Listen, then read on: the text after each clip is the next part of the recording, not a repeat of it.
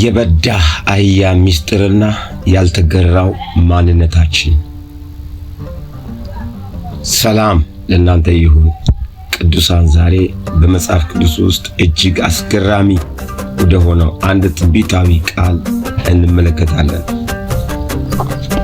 በዘፍጥረት ምዕራፍ 16 ቁጥር 12 ላይ ስለ አጋር ልጅ እስማኤል እንዲህ ተብሎ ተጽፏል። እርሱም የበዳ አህያን የሚመስል ሰው ይሆናል፣ እጁ በሁሉ ላይ ይሆናል፣ የሁሉም እጅ ደግሞ በእርሱ ላይ ይሆናል። እርሱም በወንድሞቹ ሁሉ ፊት ይኖራል። ለመሆኑ የበዳ አህያ የሚመስል ሰው ማለት ምን ማለት ነው? እግዚአብሔር ለምን እስማኤልን በዚህ እንስሳ መሰለው?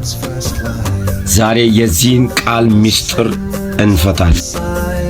የበዳ አህያ ባህሪ ወይም ዋይልድ ዶንኪ ማለት የበዳ አህያ በበረሃ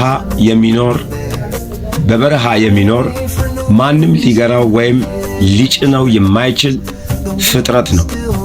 የሜዳ አህያ ዜብራ እና የበዳ አህያ ዋይልድ ዶንኪ ኦናርገር በመጽሐፍ ቅዱስ ምስጢራዊ አገላለጽ ውስጥ በጣም የተለያዩ ናቸው። የበዳ አህያ ተብሎ የተገለጠው በአጋጣሚ ሳይሆን የሚከተሉት ጥልቅ ምስጢራዊ ትርጉሞች ስላሉት ነው። የመጀመሪያ የአካባቢና የባህሪ ልዩነት። የሜዳ አህያ ዜብራ አብዛኛውን ጊዜ በሜዳ ላይ ውሃና ሳር ባለበት በቡድን ሆኖ የሚኖር እንስሳ ነው። የበዳ አህያ ዋይልድ ዶንኪ በመጽሐፍ ቅዱስ ምድር በመካከለኛው ምስራቅ በረሃማና ድንጋያማ ቦታዎች ላይ ብቻውን ወይም በትንሽ ጭፍራ የሚኖር እጅግ በጣም ፈጣንና ማንም የማይዘው እንስሳ ነው። ሚስጥሩ እስማኤል በምድረ በዳ እንደሚኖርና እንደ በረሃው ነፋስ ማንም ሊገታው እንደማይችል ለማሳየት የበዳ አህያ የሚለው ቃል ይበልጥ ገላጭ ነው። የመገዛትና አለመገዛት ሚስጥር። መደበኛው አህያ ዶሜስቲክ ዶንኪ የሰው ታዛዥና ሸክም ተሸካሚ ነው። የበዳ አህያ ግን የአህያ ዘር ሆኖ ሳለ ለማንም የማይገዛ ነው። እስማኤል የአብርሃም ልጅ ቢሆንም እንደ ይስሐቅ በቤተሰብ ሥርዓትና በቃል ኪዳን ሕግ ስር ተገዝቶ የሚኖር ሳይሆን የራሱን ሕግ አውጥቶ በራሱ ኃይል የሚኖር መሆኑን ያመለክታል። በኢዮብ መጽሐፍ ላይ የተሰጠው ማብራሪያ እንዲህ እንገልጠዋለን። በመጽሐፍ ቅዱስ ውስጥ ስለ የበዳ አህያ ተፈጥሮ እግዚአብሔር ራሱ በኢዮብ 39 ከቁጥር 5 እስከ 8 ላይ እንዲህ ሲል ገልጾታል። የበዳውን አህያ አርነት ያወጣው ማን ነው? የበዳውንስ አህያ ማሰሪያ የፈታ ማን ነው?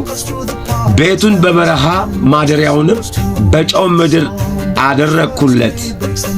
የከተማውን ጩኸት ይንቃል፣ የነጂውንም ድምፅ አይሰማም ብሎ በኢዮብ መጽሐፍ ክፍል ላይ ስለዚህ አህያ ይናገራል። እግዚአብሔር ለምን እስማኤልን በዚህ እንስሳ መሰለው?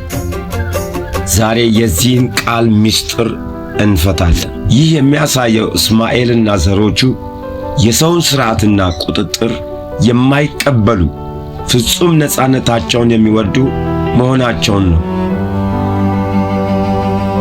የተጋድሎ ሕይወት። እጁ በሁሉ ላይ ይሆናል የሚለው ቃል እስማኤል በሰላም ሳይሆን በጉልበቱና በሰይፉ እንደሚኖር ይገልጻል። ይህ ያልተገራ ሥጋዊ ማንነትን ያሳያል። መንፈሳዊ ትርጉሙ ወገኖቼ በመንፈሳዊ ሕይወታችን ውስጥም ያልተገራው ሥጋችን እንደ በዳ አህያ ነው። ለእግዚአብሔር ቃል መገዛት የማይፈልግ በገዛ ፈቃዱ ብቻ መኖር የሚሻ ማንነት አለን።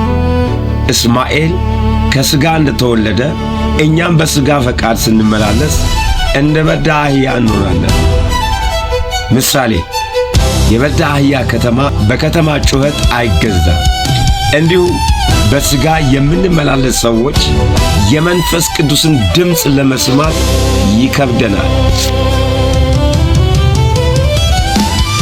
ዛሬ ራሳችንን እንጠይቅ።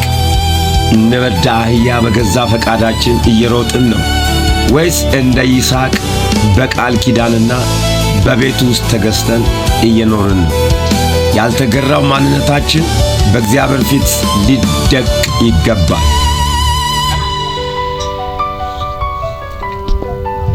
አባት ሆይ በገዛ ፈቃዳችን እንደ በዳ አህያ የምንባዝንበት ልባችንን መልሰው፣ በሥርዓትህና በቃልህ እንድንገዛ በመንፈስህም እንድንመራ እርዳን። እጃችን በሁሉ ላይ ሳይሆን እጅ በላያችን ላይ ትሁን። ይህ ዶፍሚክ ነው፣ የሕይወት ቃል ለእናንተ። ይህ ትምህርት ከጠቀማችሁ ለሌሎች አጋሩት።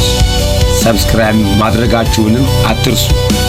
በሚቀጥለው ቪዲዮ እስክንገናኝ ሰላም፣ እግዚአብሔር ከእናንተ ጋር ይሁን።